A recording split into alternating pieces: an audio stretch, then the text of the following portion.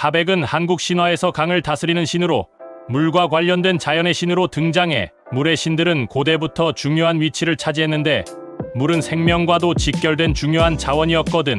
우리 조상들에게 물은 농사를 짓고 생존하는 데 필수였기 때문에 하백 같은 물의 신은 인간과 자연의 관계에서 아주 중요한 역할을 했지. 하백은 보통 강을 주관하는 신으로 묘사되며 그가 다스리는 강은 단순한 자연의 강이 아니라 신적인 힘을 가진 존재였어. 하백은 물의 흐름을 제어할 수 있었고 인간 세계와 신들의 세계를 이어주는 다리 역할도 했어. 물은 생명뿐만 아니라 위험을 상징하기도 했지. 강물이 넘치면 홍수로 인해 피해가 생기고 물이 부족하면 가뭄이 들었으니까. 그래서 하백은 물의 이중적인 속성, 즉 생명과 파괴를 동시에 다스리는 신으로 여겨졌어. 하백은 물과 관련된 힘을 가진 신이었기 때문에 인간들이 그에게 제사를 드리는 일이 많았어. 특히 하백제는 물의 풍요를 기원하는 중요한 의식이었지. 농업사회에서는 강의 흐름이 곧 생명을 의미했으니 사람들이 하백에게 비를 내려달라고 기원하거나 홍수가 일어나지 않게 해달라고 기도하는 건 아주 자연스러운 일이었어. 하백은 물의 신으로서 자연의 힘을 상징했을 뿐만 아니라 그 힘이 인간의 삶에 직접적으로 영향을 미쳤다는 점에서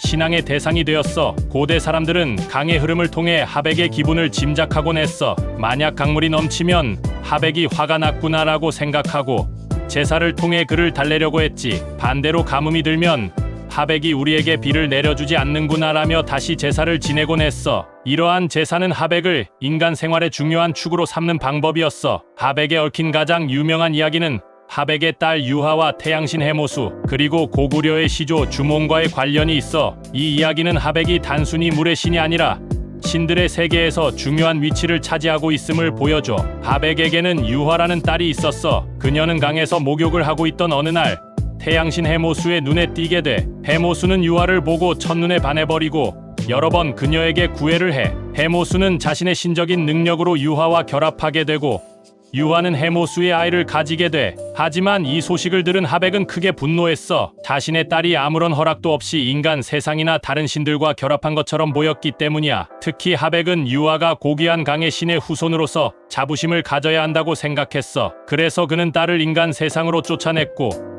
유하는 홀로 인간 세계에서 지내며 아이를 낳게 돼. 그 아이가 바로 주몽이야. 주몽은 단순한 인간 아이가 아니었어. 그는 태어날 때부터 비범한 능력을 가졌는데 특히 활을 잘 쏘는 솜씨가 뛰어났지. 그래서 그의 이름인 주몽도 활을 잘 쏘는 자라는 의미야. 주몽은 자라면서 점차 큰 인물이 되었고 나중에 고구려라는 나라를 세우게 돼. 여기서 중요한 건 주몽이 단순히 인간이 아니라는 점이야. 그는 하백의 후손으로서 신적인 피를 물려받았기 때문에 고구려의 시조로서 강력한 존재감을 가질 수 있었어. 주몽이 하백의 손자로 여겨지는 이유도 바로 이 때문이야. 물의 신 하백의 혈통이 고구려의 건국으로 이어지면서 하백은 신화적 인물일 뿐만 아니라 고구려의 정통성과도 연결된 상징적인 존재가 된 거지. 하백은 물을 주관하는 신인 만큼 물의 여러 속성을 상징해. 물은 생명을 주는 동시에 파괴적인 힘을 가졌어. 농사를 지을 때는 비가 적당히 내려야 농작물이 잘 자라지만 너무 많은 비는 홍수를 일으켜서 큰 피해를 줄 수 있어. 반대로 비가 오지 않으면 가뭄이 들어 사람들은 기근에 시달렸지. 그래서 하백은 물의 이중적 성격, 즉 생명과 파괴, 풍요와 결핍을 모두 다스리는 신이었어. 또한 하백은 자연과 인간 세계를 연결하는 중간자적인 존재야. 인간들이 하백에게 제사를 지내며 비를 기원하고 홍수를 막아달라고 기도하는 것은 그만큼 하백이 인간 생활에 큰 영향을 미친다는 걸 보여줘. 신들의 세계에서는 하백이 물을 다스리는 권능을 가진 강력한 신으로서 존중받았고 인간 세계에서도 그를 경외하는 문화가 자리 잡았던 거야. 하백은 단순한 자연의 신이 아니야. 그는 물을 다스리는 힘으로 인간 세상에 영향을 끼쳤을 뿐만 아니라 그의 후손들이 고구려를 세우는 데 중요한 역할을 했어. 이 점에서 하백은 물의 신으로서뿐만 아니라 고대 한국 사회의 질서를 상징하는 중요한 존재야. 특히 고구려 건국 신화에서 하백의 후손인 주몽이 등장하면서 하백의 영향력은 인간 세상까지 미치게 돼. 물과 강,